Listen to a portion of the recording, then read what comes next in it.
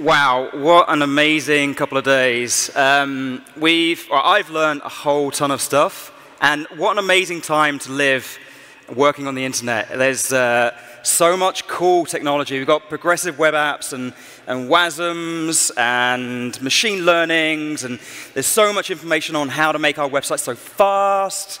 And there's great content about accessibility and usability and user experience. We have service workers, Service Workers, the official logo. Google I/O last month said that Service Workers is like the biggest step forward in a decade, and it's given us offline and push notifications, and our website's going to be even more performant. And there are articles and Twitter and social media is kind of going on about how fast our websites have to be, and I feel really tired and it's draining, and I want to go back to a better time where things were a bit more old school, a bit more slower and louder and uglier. So I'm going to throw all of the cool stuff that you've learned over the last year and try and go back to that awful experience. So before I proceed, I do have a couple of content warnings. The first one is I do have some flashing imagery in my my talk. It's not a huge amount of the screen, but you'll see the icon up in the corner. There is some disorientating sounds. Again, you'll see the icon up in the corner before it starts playing. And there is some questionable JavaScript. So judge me all you want, but it won't make it any better. So hello, my name is Remy Sharp. Maybe you've seen my work, JSBin. I run a conference, FFconf in the UK. I've got a couple of little projects, NodeMon or Nodemon or NodeDemon, depending on how you want to pronounce it. And I was a child of the 80s, obviously, as I am clearly dressed as Mr. T here with the beard and the earrings. And I grew up in the UK during the 80s, and there was an explosion of technology happening at that time. I was privileged enough to kind of be in a household where my father was into computers as well, and like it was a thing that was happening. And we had this machine. This was my childhood machine that I remember using. So this is a ZX Spectrum 48K from Sinclair. Sinclair's kind of like the Apple or Microsoft at the time. And in Europe, I think it was called Timex. Maybe you've heard of it, I'm not sure. And this came out in 1982. Now, there's a couple of machines prior to that. In 1980, the Sinclair released the ZX80 for £50. £50 for a home computer in 1980 was staggeringly cheap compared to the fact that in the 70s, there were machines the size of rooms for thousands of pounds. So all of a sudden, for £50, which is about 200 euros today, you could own a computer in your household, and all of a sudden you were high-tech. So this is what I had as a kid. And instead of being parented, I played games on this. Mum and Dad don't watch. I love that one of the features here is the key is auto-repeat. The key feature is like the keys auto-repeat. And to load the software onto these machines, you would have a thing called a tape, cassette tape. For those of you who are younger, this is like a really old shit USB stick, not anywhere near as robust. And all kinds of things would go wrong with these tapes. And you'd take your tape, you'd load it into a cassette player, and you would press play. That would wire into your Spectrum. And you would wire the Spectrum into your television, and you'd wait. And you'd wait. And sometimes the games wouldn't load, and sometimes the tape would unspool, so all the tape would come out. Sometimes it would look like Jimi Hendrix here. More often, you wouldn't be as lucky. You'd end up having to kind of wind it all back again. And I canvassed Twitter to ask people, for those of you who actually had these things, what would you do to try and encourage the thing to load? Some people would leave the room, so the computer, this godlike thing had to be alone. Some people turn the machines upside down. I would just pray to the thing, please load, please load, please load. And to be fair, I still use this technique on my phone. So in truth, most of my childhood was spent listening to these games loading. So that's what I want to recreate for you and bring back the old school. using the only technology I know, which is a browser, obviously. Now, just to give you full context, this is what it sounded like and looked like. In fact, I've forgotten the content warning. So there's going to be some loud noises here, and I will turn it down as we're going. And it's a bit flashy too, so you want it from the beginning. There we go. This is what you have to listen to every time. I'll turn it down in a moment.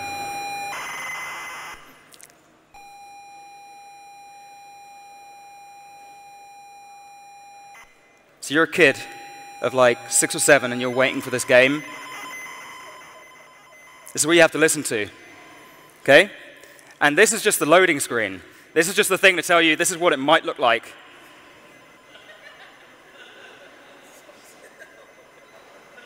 Assuming the tape doesn't go bad. And the spectrums themselves, they were buggy.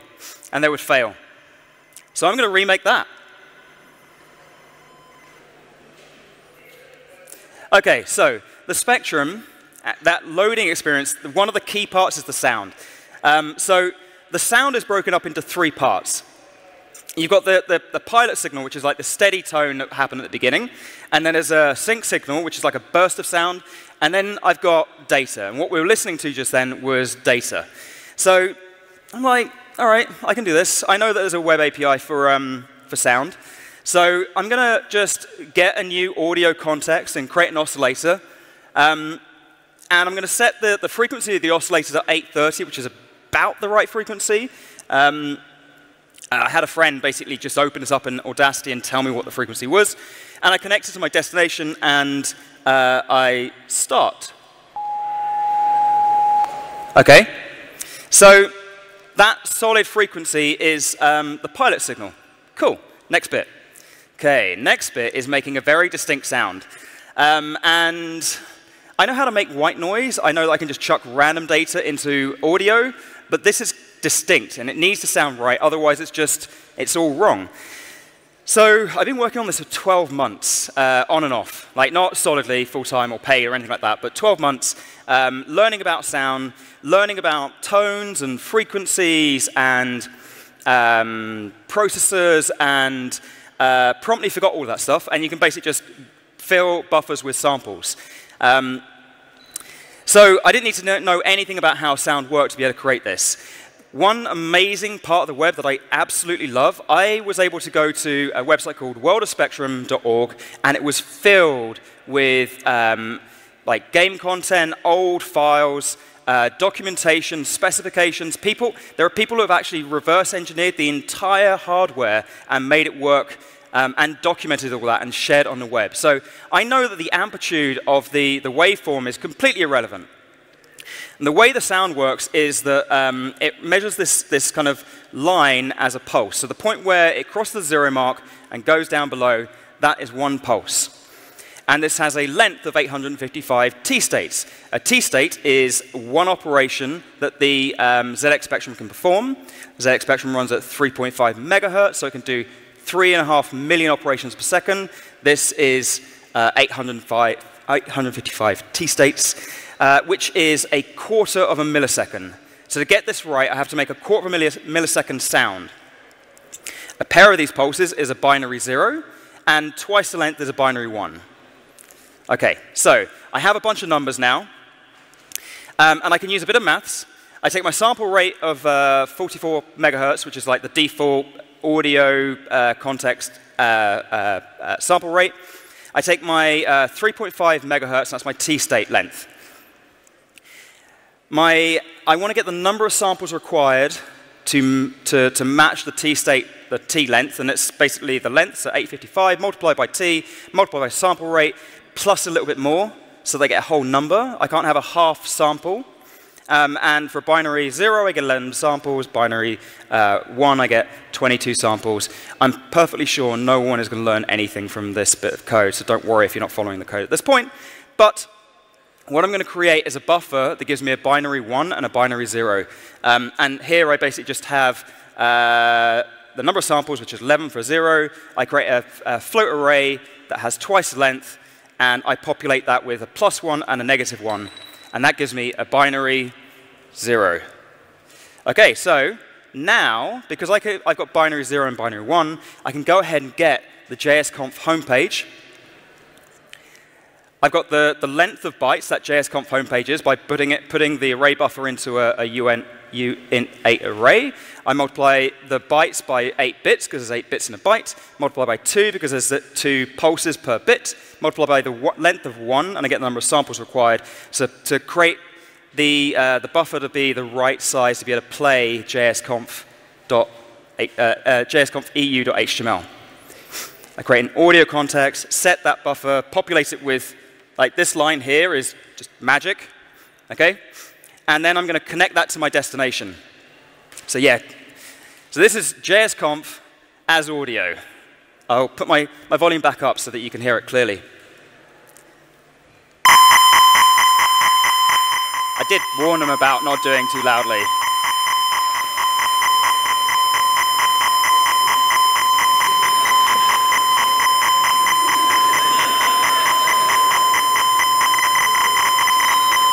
Yeah, this is the JSConf music for next year, I'm telling you. Yeah, basically just hurt a lot of people's ears and you're clapping me.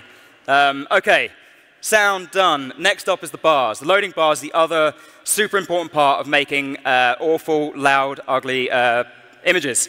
So there's, I think, a really cool backstory to the loading bars of a Spectrum. The original ZX80 had a chip called the ULA, which was like the main brain of the computer. And they had a restricted number of chips. So they had, restricted number of pins on the chip. And they had one pin manage all the display. That same pin dealt with reading all of the audio coming in. So when audio came in, it would disrupt the display. Ever the engineers, this is not a bug, this is a feature. Because you can see approximately what the baud rate is, that the data's going over the audio. And the engineers were kind of like, well, we can see it's loading. So, you know, this is basically like a loading bar from the 1980s. And in fact, they coded it into the hardware, and the other computer systems, they went and coded it into their software. Like the Commodore, for instance, added this as a feature in their software when you loaded games. So I can't just take the bytes from JSConf, for instance, and dump it into a canvas and kind of say all the zeros are yellow and all the ones are blue, because it would just do it too quickly, and it'll be completely out of sync. So what I need to do is take the audio I just generated, run it through a processor, and then emit bits that I'll then render on a canvas. So I have 3 choices for this. I can use an analyzer node, but that didn't really work for me. It wasn't giving me enough of the samples that comes off the audio. And then I've got a script processor node and the audio worklet. And actually, the script processor node has been deprecated as of August 2014 in favor of the audio worklet. And the audio worklet doesn't really have much support in many of the browsers today. So I chose the script processor node. But it's pretty much the same. They're cool, but basically script processor will block the main thread, which is what I want. I want it to be a little bit slower. OK, so I've got my loud, nasty noise. I connect up a script processor, and the audio event fires, and I get all the samples for that audio event. I'm going to run through all those samples. I'm going to do the opposite of what I was doing before. I'm going to look for the edges of the sound. And the point where the sample rate goes from 0 to 1 and comes back down again, that's the width of my pulse. So I'm going to build up pairs of pulses, find the bits, find the pairs of pulses which make a bit, then build up a bit into a byte, emit my byte, and render it as a bar on the screen. First time I ran this, I was doing lots of work with arrays and just kind of moving data around in arrays. And I ran a little performance test where I put all the audio through my code. And I was like, well, it's processing like, I don't know, 200,000 or 300,000 samples from this 3 or 4 minutes of noise. It's kind of slow. But when I looked at the profile, I could see this buffer.shift is taking up like 3 seconds. I thought, it's not mutation going on, but when I refactored this a little bit, and got rid of the shift and changed it for a splice, it completely changed the performance profile because of the way I was working with arrays. And I guess an array that contains like hundreds of thousands of samples and you're shifting one off at the beginning, JavaScript's not going to do a great job of doing that thousands and thousands and thousands of times. And in fact, I changed from regular arrays to typed arrays, and it completely flattened the performance profile. There's like 10 milliseconds, the most amount of time it spends in there, rather than hundreds of milliseconds. And the way that I think about this is a regular array is kind of just a point in memory, which the operating system doesn't really know how much it's going to store in memory, and it's kind of any type can go in there. You can put objects and strings, and it's not super optimized when it's in memory. But a typed array, well, it can only be one length for starters. So the operating system kind of allocates that amount of memory. And the actual elements inside of the typed array, they can only be either a uint8 or a floating point, but it has a specific length. So you can very quickly jump through that typed array. So typed arrays was superb for this, and it's runtime performance rather than kind of like TypeScript like protection of your type. I don't know. I don't use TypeScript, but not because it's bad. Anyway. OK, so my code is now able to use a script processor to consume audio that I can then kind of paint blue and red bars for when I get data. So I'll get back on my volume. OK, nice and loud. Is that how I want it? So just heads up, audio people. You ready?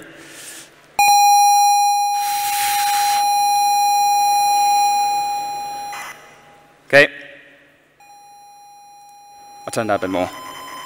So those are the bits that I'm reconstructing from the sound, and I'm painting it back into the buffer. That middle bit is just for show, but the bars around the edge, the blues are the ones, and the yellows are the zeros.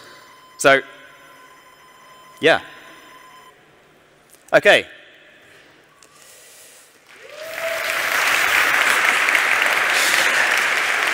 Right, so I have slow, and I have loud, but I don't have ugly yet. Now, I don't have any time for WebP or PNGs or GIFs or GIFs or those fancy image formats. What we need are really old, unsupported Spectrum 1980 image formats. So this is the image format I'm going to render. None of this new stuff. So this is how the image is rendered in a Spectrum. And it's actually a really cute image format, or I think it is. It's always exactly 6,912 bytes. And it's broken up into these sections. It's not exactly quarters, but the first 3 quarters are pixel data. And it's literally, if the binary is 0, it is white, and if it's 1, it's black. So, or on, like it's on and off. Basically, the zeros and ones mean put the pixel on the screen. So the first quarter is dedicated to the first third of the screen, second quarter, second third, and so on. And then the last section at the end is dedicated to the attribute data, which makes up the color that you see at the bottom. And it's just a byte. A single byte gives us the ink, the paper, the brightness, and that means basically instead of white, we can have gray if the brightness is off, and obviously blink, because that's important. OK?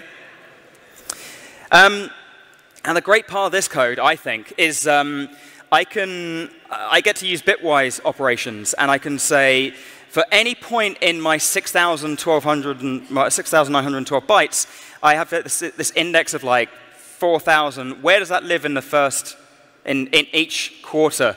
And I can do a bitwise shift 11, which is not only like really performant because it's kind of like low-level JavaScript, but it makes me look like an elite hacker. Yeah. And this is more code that renders bits. And look, it's got bit shifting, modulus, multiplication, some maths. Yeah. Even an await sleep at the end, just to make it go a little bit slower. And with that, I can now render all of these super old, deprecated formats. So these are real .screen files from the world of Spectrum. We got Jetpack, Manic Miner's one of the early games. We got Chase HQ. I mean, there's others. Robocop looks pretty cool. So now I can support really old, awful image formats. Yeah. Like I said, WebP, done.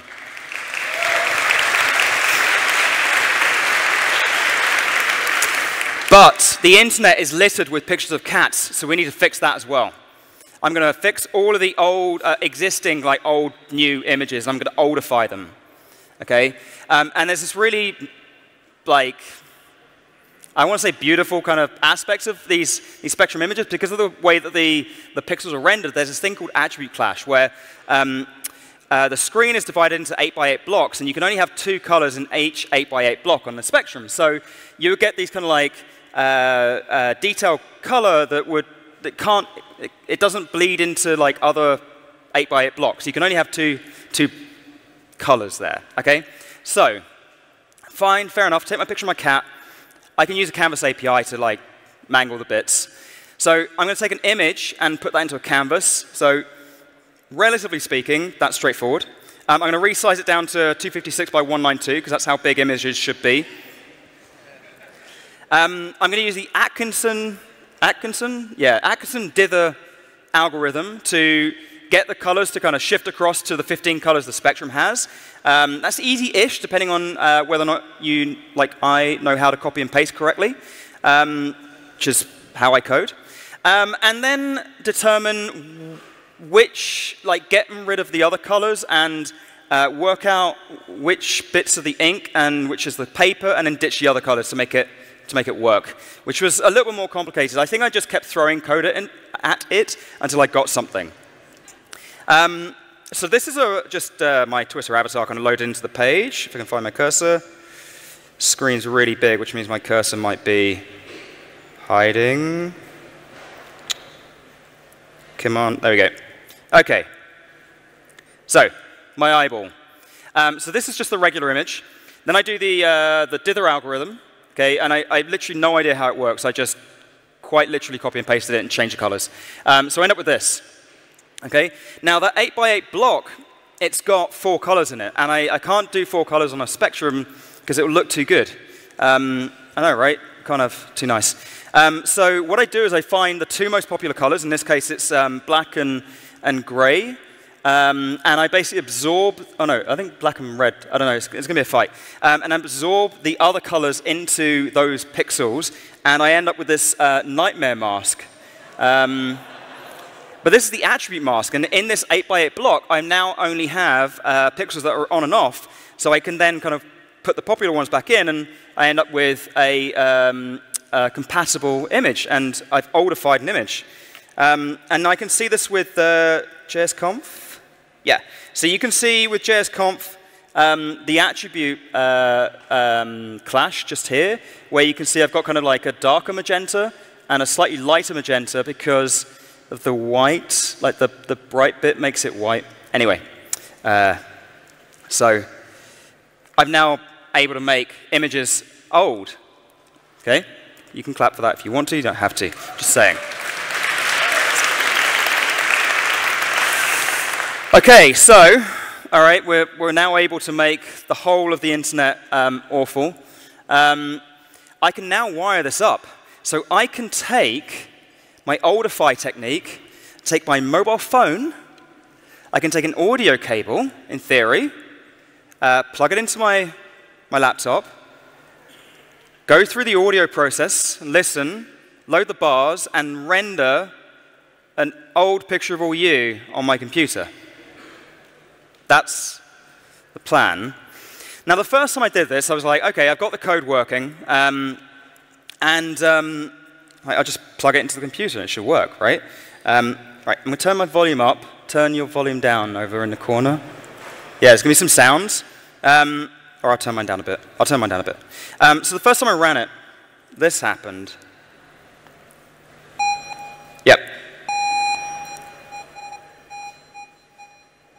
It does like a weird submarine thing. And actually, unsurprisingly, computers are really smart. The microphones on your phone and in your computers are designed to get rid of background noise, which is what I'm generating. So it hears the noise and it goes, no, no, no, no, no, we're not having that. So after a lot of digging around, eventually I found the echo cancellation. So if I listen to that,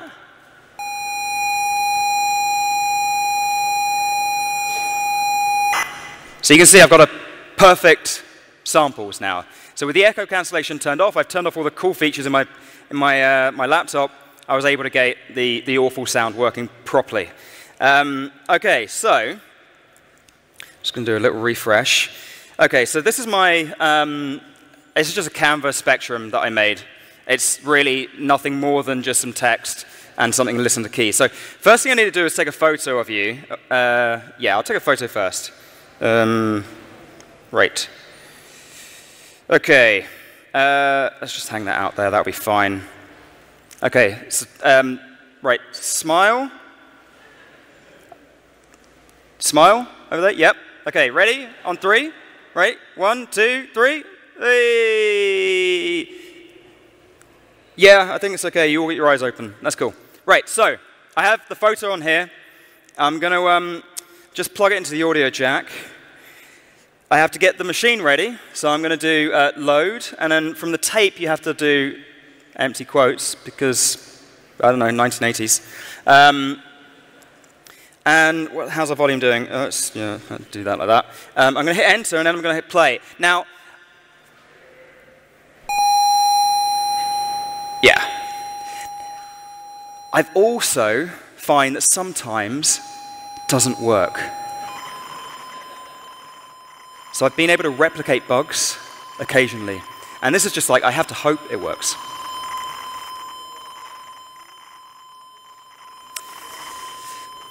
Kind of looks like what, well, it doesn't actually look anything like what my phone looks like, so we're going to have to just wait for this. And you realize debugging this, I have to listen to this over and over again. You can't just fast forward it. And in fact, actually, the bit that I built is the only bit that in all the emulated machines don't want to build. I've built the bit that no one wants. In real games, they've just skipped this bit for reasons. I don't know. Why wouldn't you want? You ready? This is it.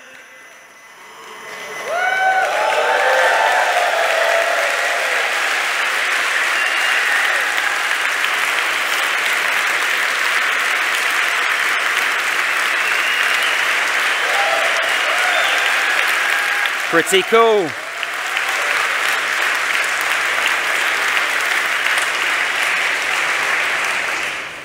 I can barely recognize any of you, to be fair, but it worked, right? And I know what you're thinking. I did this on a computer, right? What about an original 1982 ZX Spectrum? Yeah, I got it working in there as well. This is a video from home. I didn't dare bring this in. In the corner is a ZX Spectrum from 1980. Well, it was made in 1982. It's obviously filmed today. I got the audio jack of my laptop plugged into it. I typed load, and what it's rendering on the screen is actually rendered inside the Spectrum itself. So I'm able to talk really old language for no good whatsoever. But it worked on a real Spectrum too. So if anyone needs to put some images on a really old Spectrum, come see me.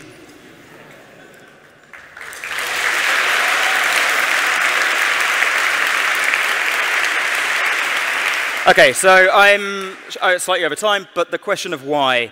Quite honestly, this comes up for myself quite often. Every few months, I have this crisis of faith. And I'm quite prepared to just chuck it all away, because really there is no point to any of this in some respects. But sometimes I work on these side projects for love, like JSBin. I love the project, but at times I hate the project, and that's not a great relationship either. That's not the why.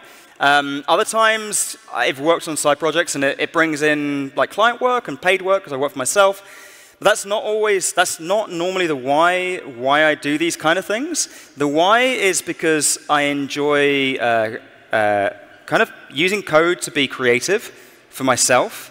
And I enjoy puzzle solving, and I enjoy learning new problems, new failings, if that makes sense. So it's mostly for fun. Thanks.